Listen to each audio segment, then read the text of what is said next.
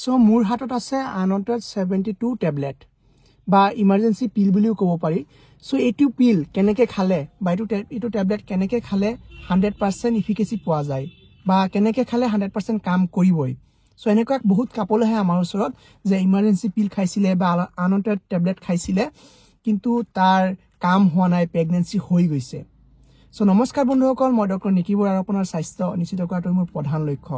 চাওক, unwanted 72 tablet যদি মই দেখাব খোজো, ইয়াত আছে লেভ'ন'জেষ্টৰল, ইয়াত ষ্টেৰইড। ই কেনেকৈ কাম কৰে?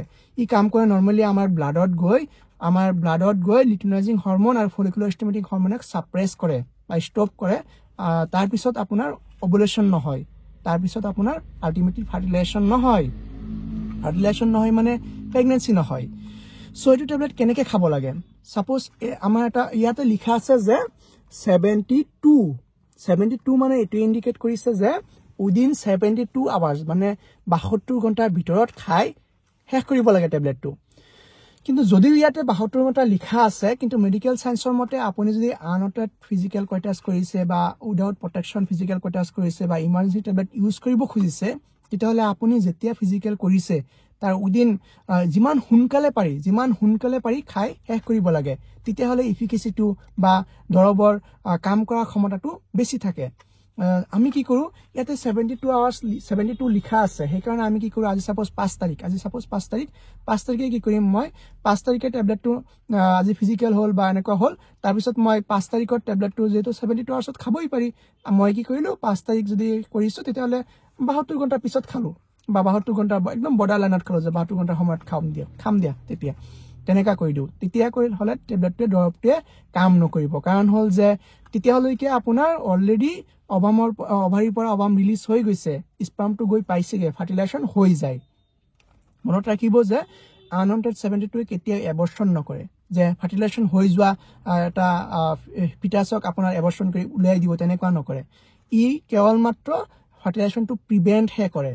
সো সেইকাৰণে দৰৱটোৱে কাম নকৰে আল্টিমেটলি। সেইকাৰণে কোৱা হয় যে আজি যদি আপোনাৰ 5 তাৰিখ হয়, আজি যদি আপুনি ফিজিকেল কইটাছ কৰিছে, তেতিয়াহ'লে আপুনি যদি 5টা বজাত কৰিছে তেতিয়াহ'লে 6টা বজাৰ ভিতৰত খাই দিয়ক, মানে যিমান পাৰি সোনকালে খাই দিয়ক, তেতিয়াহ'লে ইফিকেচিটো 100% পোৱা যায়। ইয়াৰ উপৰিও কোৱা হয় যে এইটো দৰৱ খালে বা টেবলেটটো খালে তাৰপিছত পেচেণ্টৰ কি হ'ল, ভমিটিং হৈ গ'ল বা ডায়েৰিয়া হৈ গ'ল, তেতিয়াহ'লে কি হ'ব, টেবলেটটোৱে কাম নকৰিব আপোনাৰ। ভমিটিং ডায়েৰিয়া হৈ গ'লে তেতিয়াহ'লে আপোনাৰ অতি সোনকালে ডক্টৰৰ কাষ চাপক, তেতিয়াহ'লে আপোনাৰ আকৌ টেবলেটটো খাই থাকিব লাগিব। সো ইয়াৰ উপৰিও কোৱা হয় যে আনৱান্টেড 72 টেবলেট খোৱাৰ পিছত আপোনাৰ কিছুমান ধৰণৰ ছাইড ইফেক্ট দেখা পোৱা যায়। চবতছে বেছি যিটো ছাইড ইফেক্ট দেখা পোৱা যায় সেইটো হৈছে ভমিটিং টেণ্ডেঞ্চি বাঢ়ি যায় বা নজিয়া অকণমান হৈ থাকে। তাৰপিছত হ'ল যে ব্লিডিং টেণ্ডেঞ্চি বাঢ়ি যায়। এনেকুৱা পেচেণ্টে কয় যে ছাৰ দৰৱটোতো খালোঁ, কিন্তু 5 to 10 ডেজৰ ভিতৰত ব্লিডিং হ'ল। হয়, ব্লিডিং হোৱাটো একদম নৰ্মেল। এইটো টেবলেট খালে আপোনাৰ ব্লিডিং হ'ব আৰু আপোনাৰ সাপোজ আপোনাৰ পিৰিয়ডটো হোৱাৰ কথা আছিল 25 তাৰিখে, কিন্তু আপুনি 5 তাৰিখে দৰৱটো খাই দিছে, সেইকাৰণে কি হ'ল, আপোনাৰ পিৰিয়ডটো আপোনাৰ বা মাহেকীয়াটো আপোনাৰ 12 তাৰিখ বা 13 তাৰিখে হৈ গ'ল। সো ভয় খাব নালাগে, এইটো টেবলেট খালে এনেকুৱা ধৰণৰ আপোনাৰ পিৰিয়ডটো বা মেনষ্ট্ৰুৱেশ্যন চাইকেলটো আপোনাৰ হেম্পাৰ্ড কৰি দিয়ে অকণমান। সো আপোনাৰ উইদিন 5 to 10 ডেজৰ ভিতৰত ব্লিডিং হ'ব পাৰে। ব্লিডিং হোৱাটো অকণমান ইফিকেচি হৈছে বুলি বা দৰৱটোৱে কাম কৰিছে বুলি জনা যায়। ইয়াৰ উপৰিও কোৱা হয় যে কিছুমান পেচেণ্ট যিসকলক অলৰেডি ডায়েগনচিছ কৰা হৈছে যে PCOD, polycystic disease, polycystic ovarian ডিজিজত চাফাৰ কৰি আছে বা আপোনাৰ ফাইব্ৰইড ইউটেৰাছত চাফাৰ কৰি আছে বা ইউটেৰাইন কাৰ্চিনমাত চাফাৰ কৰি আছে বা চাৰ্ভাইকেল কেঞ্চাৰত চাফাৰ কৰি আছে, যিসকলক এনেকুৱা ধৰণৰ ডিজিজ অলৰেডি ডক্টৰে ডায়েগনচিছ কৰিছে, তেওঁলোকে কেতিয়াও এনেকুৱা ধৰণৰ লেভ'ন'জেষ্টৰল টেবলেট খোৱা উচিত নহয়। ইয়াৰ উপৰিও ব্ৰেষ্ট কেঞ্চাৰ পেচেণ্টে কেতিয়াও খাব নালাগে। এনেকুৱা ধৰণৰ কিছুমান পেচেণ্টক কেতিয়াও দিয়া নহয় এনেকুৱা ধৰণৰ দৰৱবিলাক। কেৱল মাত্ৰ ইণ্ডিকেশ্যন কৰা হয় যে আপুনি যেতিয়া নেকি ফিজিকেল কইটাছ আনৱান্টেড মানে আপোনাৰ আনপ্ৰটেক্টিভ হৈ গ'ল বা আপোনাৰ কণ্ডমটো ছিগি গ'ল বা প্ৰটেকশ্যন ইউজ কৰিছিলে কিন্তু ভাঙি পৰিলে বা ছিগি পৰিলে বা চামহাও আপোনাৰ প্ৰটেকশ্যনটো কাম নকৰিলে, তেতিয়াহ'লেহে দিয়া হয়। আৰু এটা কথা মনত ৰাখিব যে আনৱান্টেড 72 আৱাৰ্ছ এনেকুৱা এটা দৰৱ নহয় যে আপুনি মাহত 2-3 খাই দিলে।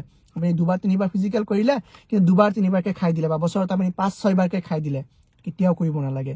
কাৰণ তেতিয়া কি হ'ব ই আপোনাৰ LH হৰমন আৰু FSH হৰমনক সাপ্ৰেছ কৰি থাকিব এনেকৈ সাপ্ৰেছ কৰি থাকিলে কন্টিনিউয়াছলি সাপ্ৰেছ কৰি থাকিলে বা আপুনি ডেইলি খাই থাকিলে বা ফ্ৰিকুৱেন্টলি খাই থাকিলে তেতিয়াহ'লে ফিমেল গৰাকী আলটিমেটলি ফিউচাৰত গৈ প্ৰেগনেন্সি নহ'ব ইনফাৰ্টিলিটি গ্ৰ' কৰিব সো কেতিয়াও এনেকুৱা ধৰণৰ কৰিব নালাগে সো বন্ধুসকল ভিডিওটো ভাল লাগিলে এটা লাইক মাৰি দিয়ক আৰু আপোনাৰ ফ্ৰেণ্ডছৰ লগতো শ্বেয়াৰ কৰি দিয়ক যাতে সকলোৱে এটোৰ বিষয়ে গম পায় এটলিষ্ট বহুত ফেমাস মেডিসিন হয় বা বহুত ফ্ৰিকুৱেন্টলি ইউজ কৰা হয় যাতে সকলোৱে গম পাই থাকে সো সকলোৱে যাতে নলেজটো গেইন কৰিব পাৰে সো এটা লাইক মাৰি দিয়ক আৰু আপোনাৰ ফ্ৰেণ্ডছৰ লগত শ্বেয়াৰ কৰি দিয়ক আৰু ভিডিওটো ভাল লাগিলে মোৰ চেনেলটো ভাল লাগিলে এটা সাবস্ক্ৰাইব কৰি দিব আৰু চেনেলটোৰ লগত থাকিব যাতে নিত্য এনেকুৱা ধৰণৰ হেলথ ৰিলেটেড ভিডিও পাই থাকে বাই